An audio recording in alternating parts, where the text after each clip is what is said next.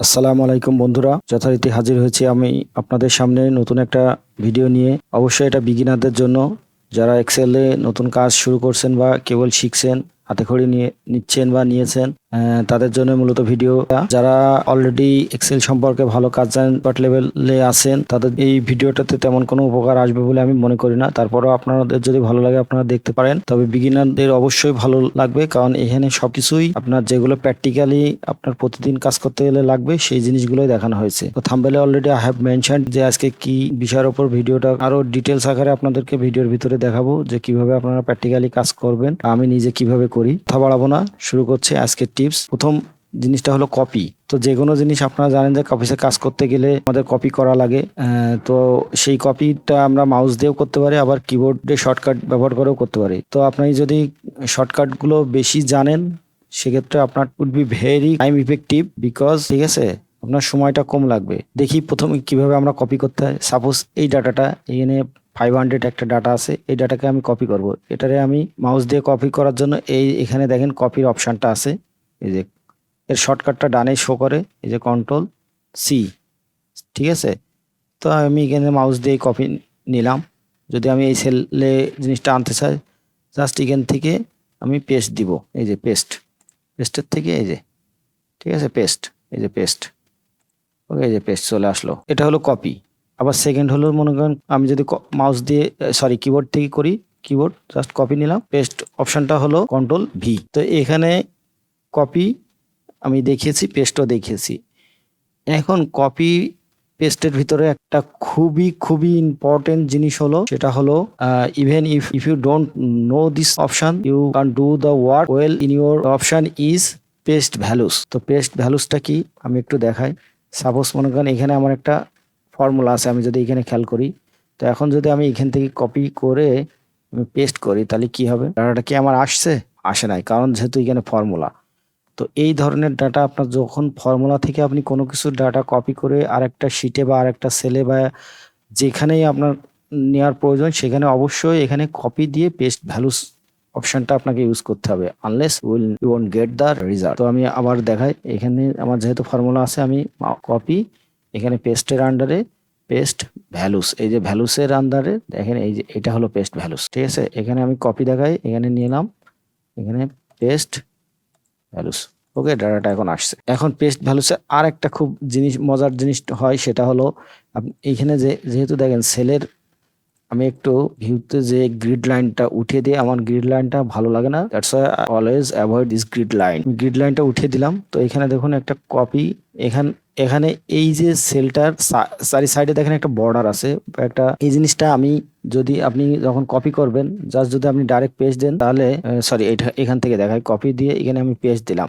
দেখেন সাইডের যে বর্ডারটা ছিল সেলের সাইডে, সেই জিনিসটা কিন্তু আপনার চলে আসছে, ঠিক আছে। তো এখন পেস্ট ভ্যালুস দিলে কি হবে, সেটা দিলে দেখেন এখান থেকে আমি এখন একটা ফর্মুলা থেকে কপি নিলাম, নিয়ে পেস্টের আন্ডারে পেস্ট ভ্যালুস দিলাম, দেখেন শুধুমাত্র ডাটাটা আসছে, এখানে আর কোনো কিছু এখানে আসবে না। ইভেন যদি এখানে কোনো সেলগুলো যদি কোনো ফিল কালার দিয়ে ফিল করা থাকতো, সেক্ষেত্রেও কি হতো, যদি আপনি পেস্ট করেন, এখান থেকে দেখায় কপি পেস্ট, তাহলে সেই ফিল কালার সহ এভরিথিং ও কপি হয়ে পেস্ট হবে।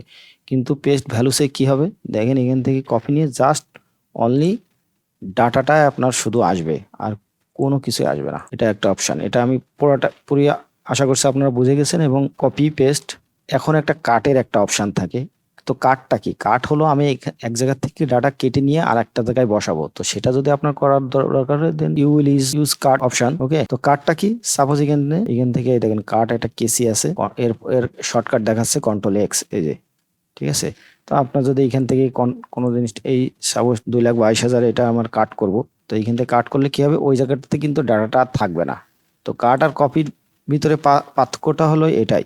দেখেন আমি এখন পেস্ট করছি, ডাটাটা কিন্তু নাই। কিন্তু আপনি চাচ্ছেন যে না, আমার ডাটা যেটা আমি কপি করব, কপি মানে কি নকল, এখানেও থাকবে, অন্য জায়গায় যেখানে নিব আমি সেখানেও থাকবে, সেটা হলো কপি পেস্টের। তো কাট কপি আশা করি আপনারা ক্লিয়ার। থার্ড আরেকটা অপশন হলো, এটাও খুবই ইফেক্টিভ এবং আপনার রেগুলারলি আপনার এটা লাগবেই, সেটা হলো পেস্ট ট্রান্সপোজ। পেস্ট ট্রান্সপোজটা কি? দেখুন আমার এখানে এই ডাটাগুলো আছে, এই ডাটাগুলো আছে কিন্তু রোতে। তো আমি যদি চাই না এই ডাটাগুলো আমি নিব কলমে, সাপোজ এটা দিয়ে আমি দেখাই, এখান থেকে আমি কলমে নিব, তো এটা কি কলমে আমি দিলেই আমার এটা চলে আসবে? কিভাবে আসবে? এখানে তো কপি দিলে তো পেস্ট দিলে আমার এখানে যা আছে তাই তো আসবে। তো এখন এটারে আনার প্রথম হলো আপনার দেখতে হবে, আমি জিনিসটা আগে লজিকটা আগে বুঝিয়ে দিই, তাহলে আপনাদের বুঝতে সুবিধা হবে। সেটা হলো দেখতে হবে যে যে ডাটা আমি ট্রান্সপোজ করব, ডাইরেক্ট সেখানে যদি ফর্মুলা আছে কিনা। If there is present formula then এটা কিন্তু কাজ করবে না। ওকে, তো আপনাকে বুঝতে হবে এই জায়গায়, যেমন আমি একটা ফর্মুলা এখানে ইউজ করছি। তো এই ফর্মুলাটা যদি থাকে, আপনি ডাইরেক্ট আপনি পেস্ট ট্রান্সপোজ দিলে, কপি দিয়ে পেস্ট ট্রান্সপোজ দিলে কখনো এটা হবে না। তো পেস্ট ট্রান্সপোজ ওই সময় হবে যেখানে কখনো কোনো ফর্মুলা থাকবে না। তো এখন প্রশ্ন হলো যে তাহলে আমি ফর্মুলা যেখানে আছে সেই ডাটাগুলো আমি কিভাবে ট্রান্সপোজ করব? তো আপনাকে যেটা করতে হবে, সহজ সমাধান, জাস্ট কপি নেবেন, অন্য যে কোনো একটা জায়গায় যেখানে আপনার ডাটা দরকার না সেই জায়গাটাতে একটা পেস্ট ভ্যালুস দিয়ে নেবেন। তো পেস্ট ভ্যালুস দিলে কি হবে, ডাটাতে তার কোনো ফর্মুলা থাকবে না। ওকে, দেন এবারে আপনি কপি নেবেন, যেহেতু এখানে ফর্মুলা নেই সুতরাং আমার এখন সেই শর্তটা মিট করে এখানে কপি নিব। আমি যেখানে ট্রান্সপোজ করা দরকার, সাপোজ এখানে আমি একটু দেখাই, পেস্টে যে এই যে ট্রান্সপোজ, ঠিক আছে, এই যে দেখেন শো করে ট্রান্সপোজ, এই যে ট্রান্সপোজ দিলাম, অটোমেটিকলি আমার রোতে কলামে চলে গেছে ডাটা। তো এখন মনে করেন যে ডাটাগুলো আমি এখান থেকে কপি নিছি, এর আবার নিচে ডাটা আছে, এটাও আমি এখন ট্রান্সপোজ করব। তাই এখান থেকে ট্রান্সপোজ করলে প্রথম শর্ত কি, আমাকে আগে পেস্ট ভ্যালুস করতে হবে। আমি পেস্ট ভ্যালুসের শর্টকাটটা এখানে এনে রাখছি, ট্রান্সপোজের অপশনটাও এখানে নিয়ে রাখছি। এটারে রিবন সেটিংয়ে আপনারা করতে পারবেন। এই রিবন সেটিং সম্পর্কে যদি আপনাদের জানা না থাকে, এটাও আপনাদের অবশ্যই জানতে হবে, কারণ রিবন সেটিংয়ে কাজ জানা থাকলে আপনি সহজে শর্টকাটগুলো সামনে এনে নিয়ে আপনি ইজিলি আপনার কাজ করতে পারেন এবং আপনার টাইম সেভ হবে। তো আমি সেটা করে রাখি, যে কারণে আমার কাজে অনেকটা সময় বাঁচে। তো এখানে আমি আবার পেস্ট ভ্যালুস দিয়ে দিলাম।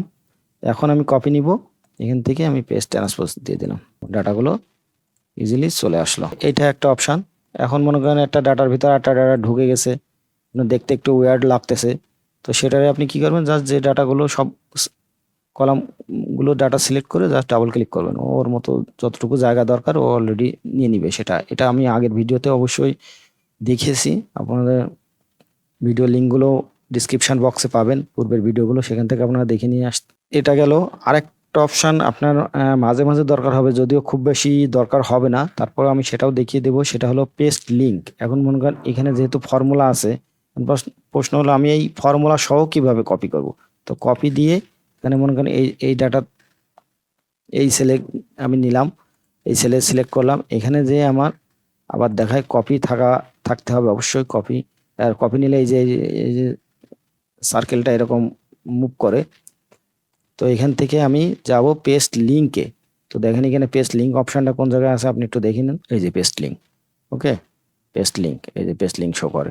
তো পেস্ট লিঙ্কটা দিলে কি হবে, কপি নিয়ে পেস্ট, এখানে যে পেস্ট লিঙ্ক, এই যে লিঙ্ক কপি ওখান থেকে যে জায়গাটাতে লিঙ্ক ছিল সেই জায়গার থেকে ডাটা ও লিঙ্ক হয়ে আসছে। এখানে ফর্মুলা ওই কোন জায়গার থেকে ডাটা আসছে ও এখানে লিঙ্ক সহ আসছে, ওই ডাটার লিঙ্ক সহ আসছে, এই দেখেন। তো এটা ছিল পেস্ট লিঙ্কের কাজ, এটা অনেক সময় দরকার পড়ে, সেক্ষেত্রে আপনি ইজিলি কাজ করতে পারবেন। এখন এখানে যদি আপনার এই যে দুই পাশে দুইটা ডলার চিহ্ন ইউএসডি সাইন আসছে, এটা যদি আপনি রিমুভ করতে চান, জাস্ট কিবোর্ড থেকে F4 ফাংশন 4 যেটাকে বলে সেটা বার ক্লিক করলে এটা চলে যাবে। এটারও একটা খুব ভালো অপশন আমি আগে দেখিয়েছি যে এটার কি কারণে ডলার চিহ্নটা ব্যবহার করা হয়।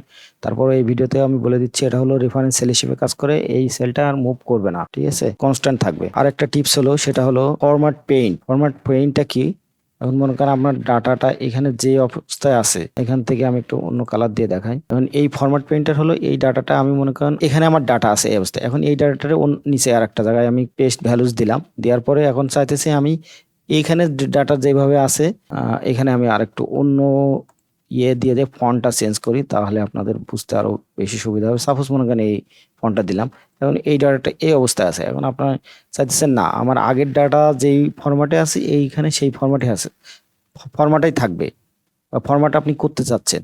তো সেক্ষেত্রে আপনি কি করবেন, আপনি তো আর জানেন না এখানে কোন ফন্টে আছে, এখানে হয়তো বা ক্লিক করলে আপনি এখানে একাধিক ডাটার ভিতরে এটা খুঁজে পাইতে একটু সমস্যা। তো আপনি কোনো হেজিটেশন ফিল করার কোনো দরকার নেই, no need to hesitate, you just যেই যেখান থেকে ফর্মুলাটা আপনি নেবেন সেইখানে মাউসটা রেখে, ওই সেলে মাউসটা রেখে এই ফরম্যাট পেইন্ট, এটা হলো ফরম্যাট পেইন্ট, এটা খুবই দারুণ একটা অপশান মাইক্রোসফট এক্সেলের। এটা দিয়ে এটা সিলেক্ট করে জাস্ট ওই সেলটার ওপরে একবার ক্লিক করবেন। ওকে, দেখুন আবার যদি মনে করি এখানে আমার ফিল কালার আছে, আমি ফিল কালারটা উঠাই দেবো। আমি এখানে যে নো ফিল, আমি এটা করলে হয়। আমি চাইতেছি না ছোট একটা ডাটা থাক। আমি সাধারণত এ ধরনের ডাটার ক্ষেত্রে ফরম্যাট পেইন্টারটা ইউজ করি। ঠিক আছে, এই ধরনের কাজের ক্ষেত্রে সাপোজ এখানে নিলাম, এখান থেকে ক্লিক করে ফরম্যাট পেইন্টার দিয়ে দিলাম। ওকে, ঠিক আছে।